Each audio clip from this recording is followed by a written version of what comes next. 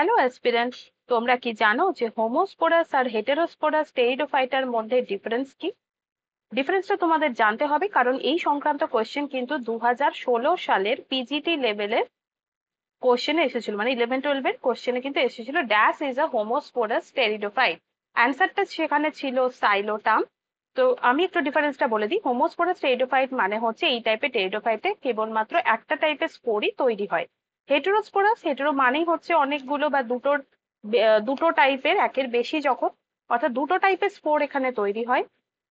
Homosporous টেরিডোফাইটে spore গুলো একই সাইজের হয়, সেম সাইজের। হেটেরোস্পোরাসে কিছু ছোট স্পোর পাচ্ছি, কিছু বড় স্পোর পাচ্ছি। ছোট স্পোরকে বলে মাইক্রোস্পোর, বড় স্পোর গুলোকে বলা হয় মেগাস্পোর। হোমোস্পোরাসে আমরা দেখতে পাচ্ছি যে ওই স্পোর গুলো একটা জায়গা থেকে তৈরি হচ্ছে, একই স্পোরাঞ্জিয়া থেকে তৈরি হচ্ছে। হেটেরোস্পোরাসের ক্ষেত্রে মাইক্রোস্পোর তৈরি হয় মাইক্রোস্পোরাঞ্জিয়া থেকে, আর মেগাস্পোর তৈরি হয় মেগাস্পোরাঞ্জিয়া থেকে।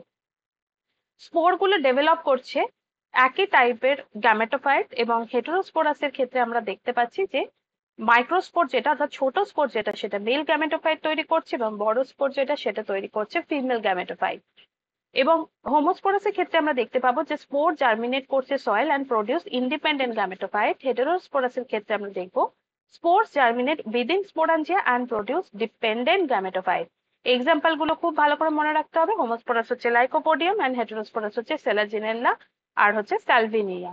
আশা করছি ভিডিও ভালো লাগলো। এরকম আরো ইনফরমেশন পেতে চ্যানেলটিকে সাবস্ক্রাইব করো, লাইক করো। Thank you so much.